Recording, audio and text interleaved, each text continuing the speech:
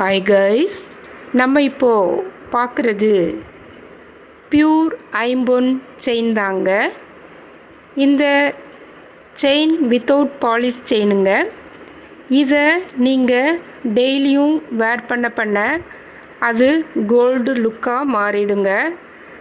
இதை நீங்களே சொன்னாங்க கூட கவரிங்னு நம்பவே மாட்டாங்க, அந்த அளவுக்கு கோல்டாக மாறிடுங்க. இது பார்வைக்கு 3 பவுன் 4 பவுன் 5 பவுன் மதிப்புள்ளதாக இருக்குங்க. இது நீங்கள் சுடு தண்ணியோ பச்சை தண்ணியோ எந்த தண்ணியிலையுமே யூஸ் பண்ணிக்கலாங்க.